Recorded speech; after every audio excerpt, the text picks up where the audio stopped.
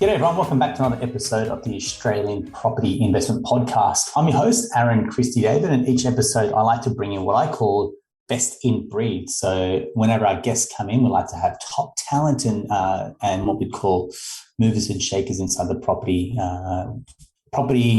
investing space as well. So people that we feel that are really top of their game. Today's guest is someone that ticks all those boxes and more. And if you have watched anything property investment related, you'd know the name Kent Lardner. Kent, welcome to the show. How you doing? I'm well. Thank you for the invite. Mate, thanks for being here. Thanks for your time and always putting your hand up to share your knowledge and insights. Your knowledge and insights, I'm not going to give away your tenure, but you've got this long connection to the property space, the investing space as well, data.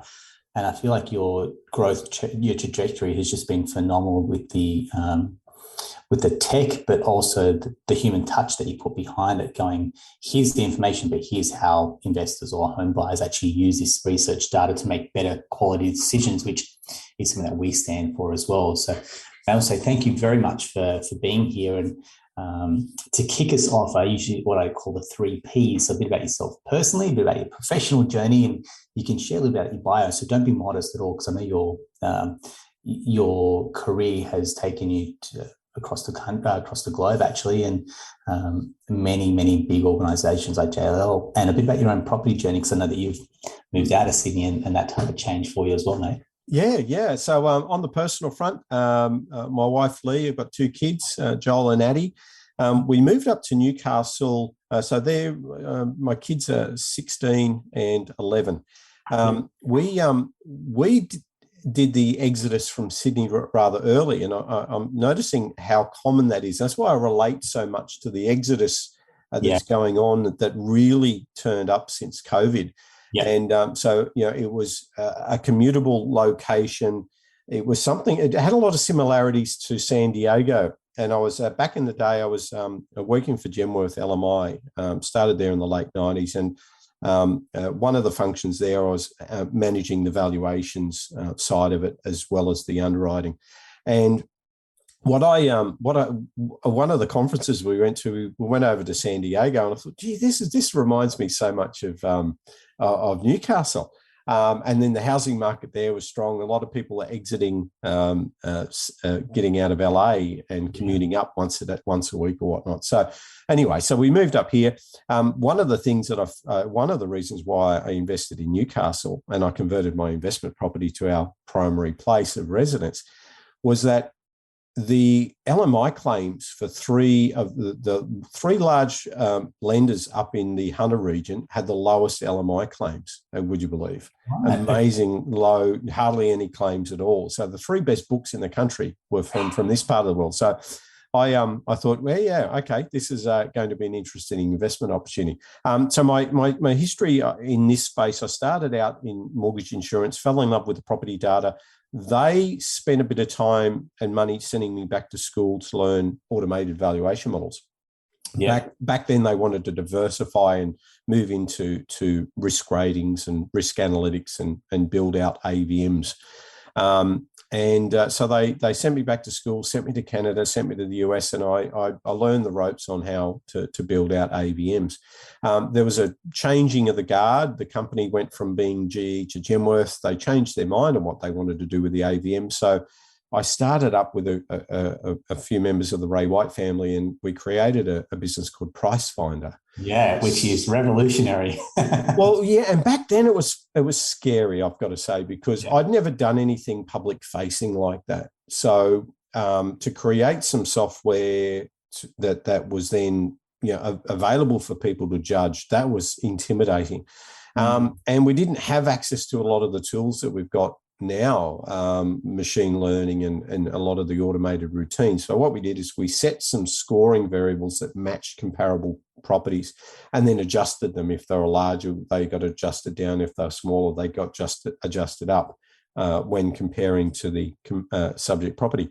But the big thing that we created there was that user interaction. That was the thing I loved, is how could I create an automated valuation tool that is user interactive, so you can adjust for those quality differences, and that was probably the thing that put us on the map back then. Although the company, of its own back, even without that tool, did really well in Queensland. Anyway, so from there, spent a few years there. We sold that to the Domain Group, and then I moved over to a company called CoreLogic. Yeah. And was head of their banking and analytics team. So their banking platforms, the valuation platforms and analytics team. And then they offered me a gig up in China. So I spent about just over a year up in China trying to set up with a partner the equivalent of a CoreLogic in China. And then from there, moved over to Suburbtrends. Unreal. What an interesting journey you've had. I mean, you've probably seen from a few different perspectives, right? You've seen consumer side, you've seen B2B side, for example, as well, but always around data, property, and what that means ultimately for people like an investor, like a mum and dad investor, going, well, what does this actually mean for myself, my own portfolio as well? Yeah, I think I'm very much on the risk side. So, if you think of my background, I started out in that space working with valuers and on the mortgage side of it. Have done a lot of work with companies like JLL and different valuation companies. So I'm very risk centric in my view of property data. Yeah. One of the questions I've got for yourself, Ken, is, and we've seen it with a lot of, you go back to the early days of investing, for example, someone in a hotel room, for example, and I won't say spruiking, but they were hosting seminars. Yes. And that kind of moved to maybe an online model, which is some webinars or maybe some downloadables, for example. And then the next step was social, information giving and sharing, to now tech, and now it's really moved, like you said, machine learning and AI. This transition for investors has probably never been more information available to investors. It's scary, though. I think that we've got some powerful tools in the hands of people without a lot of depth and a lot of experience. And we can all access a product like Canva readily and then spin up some beautiful looking infographics and charts. And the problem is, there's the Dunning-Kruger effect. Is give people just that little bit of taste of success, and it's all been upside really for the last several years. You could almost say it's been 20 years of upside. Absolutely, yeah. And the problem is these people haven't seen the dark side of the force, and so they're presenting data as if it's gospel. And if you study statistics, you always wrap it up in, I call them weasel words. You wrap things up in weasel words, so you don't put your hand on your heart and say, this is a golden clad guarantee that this is going to happen. You never say that. And what I'm finding is that the people who can truly spruik and truly sell themselves and truly believe in themselves, they are brilliant marketers and they genuinely believe. And that's great until it's not. And that's a big risk I'm seeing right now. Yeah, I mean, it's something for people to do their own research about who their partners are, who they're looking to use, whether it's buyer's agent, real estate agent. But from your perspective, and you said you did your own due diligence, when you bought in Newcastle, knowing what you know. So if you're talking to an investor, what are the data points, for example, that they should be looking at? How do they make a good quality decision without kind of analysis paralysis or wanting to go too deep? And then how do they make a decision with some type of confidence? Yes, absolutely. I think that the analysis paralysis piece is an interesting point to maybe talk to first up. Yeah. In that the more variables you look at, the more the important variables can dilute. So you overcrowd your analysis. And if I build a scorecard, which I do, I need to be careful about what I include, what I focus on, because what you could do is if you focus, I'll pick on a very simple example. If I focus too much on yield, it could crowd out the things that matter for capital growth, etc. So one of the biggest concerns that we should all have is the top 10 growth suburb stories that come out. And by virtue of those suburbs and the analysis of those suburbs being volatile, it's the volatility that puts them at the top of the list. And then it's the same volatility that puts them on the other list 6 months later, which is the top, the worst 10 suburbs. So looking at growth alone in the short term has risks, especially when you're looking at a very small sample set. And we'll talk about that as we go along. So some of the key things I like to look at. I like to look at the area, the wider area, the wider market. I call it the market. It's the SA3, Statistical Area 3. It's defined by the Australian Bureau of Statistics. I'll just use the term ABS for now. Yeah. When you look at that SA3, you can look at how the whole market is doing, and you can look at how that whole market is doing over time. What I like to do is look at how well it did before the boom. So effectively, I like to look at how well that market did before boom times. That's an important one. It's just a variable. It's just something to look at and say, okay, was this a really low growth market before the interest rates really got low and things really got hot? So I look at that. I look at the short term, because I think if you're representing a client and you're buying as for an investor, they need to know what the short term is likely to look like, as well as the long term. Is this going to dip potentially in the next 12 months? So I think looking at the short term price change, the big leading indicators that I like, number one, inventory. So what is inventory? Inventory is an analysis of how many listings there are and how many sales there are. And if you've got 100 listings and 10 sales per month, 100 divided by 10, that's 10 months of inventory. So I like to look at the trend of the inventory. Is it going down, i.e., is demand outstripping supply, or is inventory building? And it's the opposite. And so you've got two key things when you're looking at inventory. You're looking at what it is today in terms of how many months of inventory. If it's a very high number, it's a very strong buyer's market. But if you've a very low number, which is kind of where we've been almost everywhere for the last 2 years, anything below 2 is a very strong seller's market. And a lot of markets are still coming off that, even though that the trend is inventory levels building, we still have a lot of markets throughout Australia. Indeed, the majority of markets are still sitting below 3 or 4 months of inventory. Yeah. So we're coming off a very strong point. That's why I think the headlines are a little bit fake at the moment. So that's the first leading indicator. The second leading indicator I really like to look at is vacancy rates and the trend there.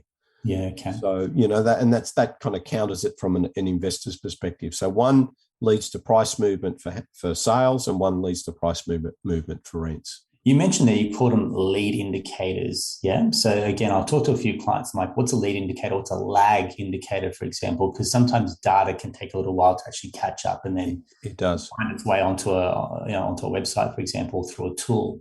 So how do you use that to become a lead indicator versus what's a lag factor, which might be, hey, look, auction clearance rates, that's what happened on the weekend, for example, and that's a little bit lag? Yeah.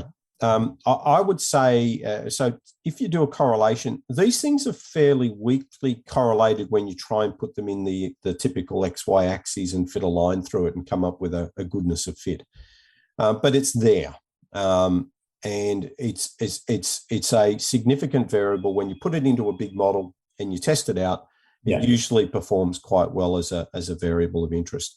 It typically, a significant change to inventory will have a flow-on effect to prices in about 4 months. So typically when I look at lags, it's about a 4-month period before you see a significant shift in inventory impacting prices. So, and that makes sense because it takes time for settlements, it takes time for data to flow through, etc.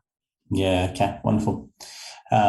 You mentioned SA3, which I think I love how you're very big on this. You're very vocal in terms of the content you put out, the information you share is very big on SA3.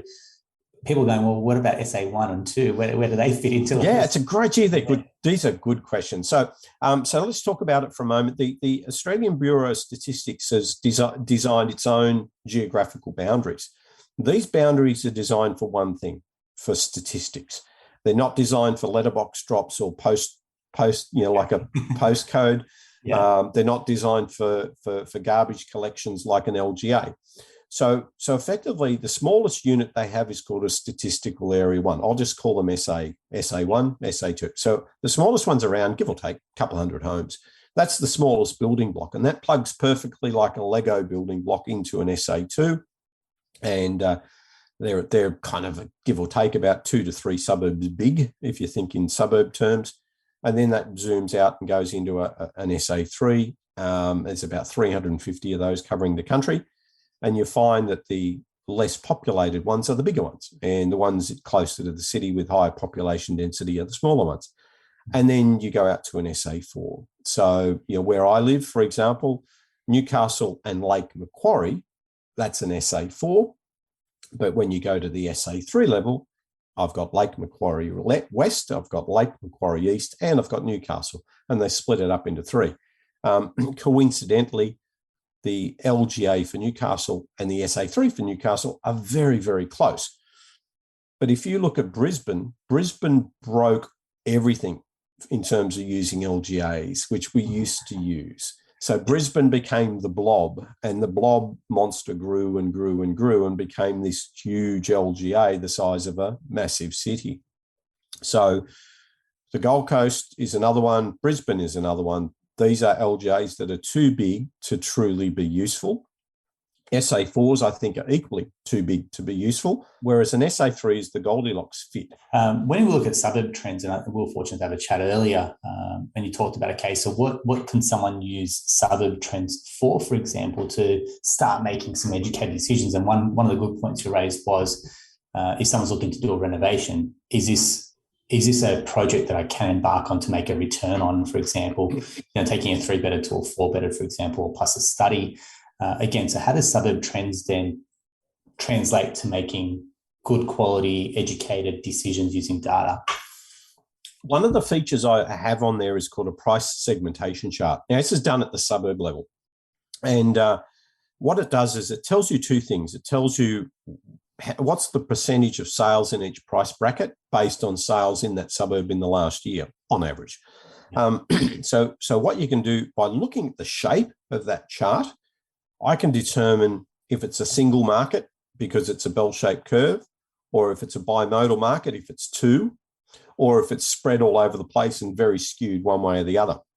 And what you'll typically find, the beachside suburbs behave very, very weirdly. They look very odd, and typically there's 2 or 3 markets in one when you look at a suburb level distribution chart or a price segmentation chart for a beachside suburb. When you look at normal suburbs or other suburbs, the more homogenous markets, they've typically got the peak in the middle, so the most common price brackets in the middle, and there's no other peaks. It just is a bell. And what this does is then tells you how reliable your median is at a suburb level, if you're looking at that from growth perspective or comparison. The median is the median. It is what it is, the middle value. But using that middle value for anything other than just a guide to say, what do I expect to see if I go and buy a property there? That's one thing, but using it for growth analysis is an entirely different thing. So that's one use case. The second use case is looking at the price segment you're looking to buy in. And a good example here is if I buy in the top price segment and I think that I can then do a $300,000 renovation and invent a whole new price bracket that's never been seen before for that suburb, there's a risk attached to that. Whereas if I buy something at the median or a little bit below the median, I can see where there's room to grow. I can see that there is a market for $1.3 million properties or $1.4 million properties. So buying an $800,000 fixer-upper and spending $300,000, I'm not inventing a new price bracket. So that's the simple use case for that. Yeah, you call it a simple use case, but I think that's incredibly valuable, especially when people are looking to maybe add value, for example. And I think when the market shifts, there'll be buying opportunities. So some people go, hey, look, especially with building approvals, timelines to build, people want something fairly new. If you can get in there and renovate, add value, get it revalued, for example, you then know, and I've done this personally, out-renovated a property for the market. Some of this tool would have been extremely helpful going, am I over-capitalizing when I go to renovate, or is there actual demand for this type of property as well? Yeah, exactly. And you'll find, this is a common problem that you find with mortgage brokers trying to get a valuation through for somebody who's done an over-the-top, and we've all seen it, right? And You know, how do I get a valuation for 1.6? Well, you don't. So I think that, you know, the price segmentation's a terrific tool for that. But in terms of opportunities now, anecdotal little stories, I've been creating these curated lists of, you know, suburbs in different price brackets, etc., for a website we've spun up called Suburb Help. And it's been really tough to create lists for the last few months. And the lists I created or curated yesterday were a lot easier. So to the point, as listings start to build, it is creating opportunities. The headlines are a little bit, I think, irrational. They're very clickbaity. But the reality is a lot of markets will just flatline, but you still will have some panic selling, no doubt. But what I can see now is it's uncovering opportunities from a data perspective, not some kind of wishy-washy statement, but the data is saying, wow, there's suburbs turning up now that were no listings in before a few months ago. Suddenly I'm finding stuff. The other opportunity is within quality blue chip type suburbs, suddenly these streets that you could hardly get access to, the pockets, the little gems, the golden triangles, they start to surface now. So the savvy people who can hold their nerve and have been through this before, don't pack it in, don't panic, are going to have a rather enjoyable 12 months. Yeah, we just touched on there something which is, I mean, all the reports around the market, they're talking about Sydney and Melbourne properties starting to decline a little bit. I'm like, it's not the Australian property market in a nutshell. It's not one market. It's you know, I say it's 500 markets because it's you know, it's 300 odd housing markets and 200 odd unit markets, and the rest are too small and too insignificant to call a market. But yeah, so give or take, I say 500 housing markets, and to call it an Australian housing market is wrong. Yeah, well said. We hear about location being like, for an investor, it's all about the location. Buy in the area, buy the particular suburb, for example, or corridor region, whatever you want to call it. But there's a stat, when I've done research, I think it's almost 2/3 of investors will buy close to where they live. Yes.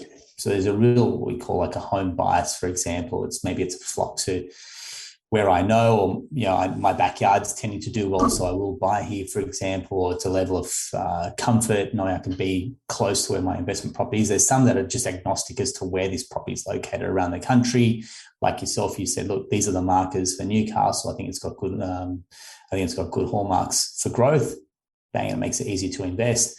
How does an investor maybe use data to overcome, say, home bias, or how do they use that to make a decision that may take them out of that comfort zone, which is the areas close to home? That's a really solid point. You know, the story that should frame it is, you know, investors don't put all their eggs in one basket in other categories or other asset classes, obviously. So, you know, obviously being able to focus on a spread of locations does the same or achieves the same thing. So to your point about focusing, or how to focus, or how to influence an investor to look at different areas, I think don't swamp them with too many choices. I think what I've found when I've consulted with people just on the choice, on the option, I've made the mistake of giving them 10 options of areas to look at. It's too many. So what I found is the sweet spot is give them 3. Yeah. Give them 3 SA3s that are a little bit different, and then get them to pick one. And then when they pick one, then give them 3 suburbs within that one SA3, and then they pick one. That seems to be the approach. So I think steering them to another region is easily done if you do it with a simplistic approach. And you've just got to keep it simple, just profile the area, profile a few key points as to why the areas of interest, talk to the numbers. The numbers usually filter the areas to the top. That's what I work in. And then, talk to the attributes and the features and the assets that you know, make that area positive. And then just don't swamp the investor with too many choices. I think that's the approach that I've taken. Excellent. That's really helpful. Thank you very much. Now, you don't strike me as a guy that sits still and just starts something and keeps going with this. I think you've always got something else that you're working potentially in the background. Are you able to share? Yeah, absolutely. So I was focused very much on trying to create spreadsheets and sell spreadsheets to people at scale, and that kind of peaked and then it fell away, and I realized something wasn't quite right with that. Yeah. In that typical, trying to find that what they call product market fit, I've been on that journey a lot with the Suburbtrends. So I've got some other business interests that just hum along, but Suburbtrends has been this thing that's out there for everybody to see. Me changing my my strategy, it's out there in the open. So the spreadsheet approach just wasn't growing. It grew and grew and grew, and then it just petered out, and then it fell back again. And I found some people sharing the files and a few things like that. Okay, it is what it is. But the thing that's really done well is curating or creating content, media content for clients. So I'm doing research content for clients, white labeling it, and then pushing it out to media and building a really solid relationship with media outlets all over the country. And I do that in a partnership with a fellow by the name of Nick Bendell. Now, he's a professional journalist, so I'm the data dude. He's the journalist. He knows what the media want. Yeah. And together we've formed a company called Real PR, and that's where I'm very focused, and doing that for a few mortgage lenders, a few prop tech companies, etc., and now creating content for a regional-based, say, property managers at a regional level, like an SA4, and getting content for them to push out to local media. We push it out on their behalf. So that seems to be the highest value thing I can do. And sometimes you try different products and they don't come off the bat too sweetly, or they you hit them and they go outfield. Yeah. This particular thing came off the bat rather sweetly from getting. Very nice. Excellent. I think it's that ability to go, look, this is working, tweaking, moving forward, but you're making progress, right? I think it's it's really testament to yourself that you're not sitting still, and it's not about a commercial. It's not trying to reverse engineer again. I'm going to try and make some money. It's going, this is the data, this is what we've got. We've got good connections, relationships, reputation. Now going, how can we serve the market a little bit more, and people then take that, and then you go to that next level as well. Yeah. How do I create value? That's kind of been my theme for this year is if I'm creating value at one level, how do I add a level? How do I level up on value for somebody? Yeah. And then, how high can I push that? Yeah, excellent. Perfect. Mate, what we will do is we're going to include a link to Suburbtrends. We'll include all the details about the projects that you're working on, which I think is super exciting. But I want to really share my gratitude to say thank you very much for your energy. Thank you for your insights, your knowledge. I feel like you're one of these guests that we're going to bring back on, because in a few months' time, you've probably got something else that's going to be valuable for investors to keep their finger on the pulse, especially as we go through more changes in this market. So the data that you've got is going to radically probably look very different to what we've had for the last 12, 18, 24 months as well, isn't it? Yeah, it does. And look, we've got the suburb map is there. So that's something that's been consistent with whatever I've done on the monetization of the site. I've kept the suburb map there, and that's free and available for everyone. Click through the different icons and you view all the different data sets. What I've done is I've changed from a rolling 12-month median for the SA3 data to a 90-day. It's introduced a little bit of a wobble, but it's capturing some of these trends, up-to-date trends. So we are seeing a number of areas start to change fairly significantly right at this time. Fantastic. Kent, thank you so much. Really appreciate your time. Thank you. Thanks, Aaron. Again, wonderful. All right. If you found that helpful, please leave us a review or drop a comment if you've got some other questions for myself or Kent. We'd love to answer those in the future as well. And that's a wrap for another episode of the Australian Property Investment Podcast. I've been your host, Aaron. We're joined by Kent. We'll chat to you soon. Thanks.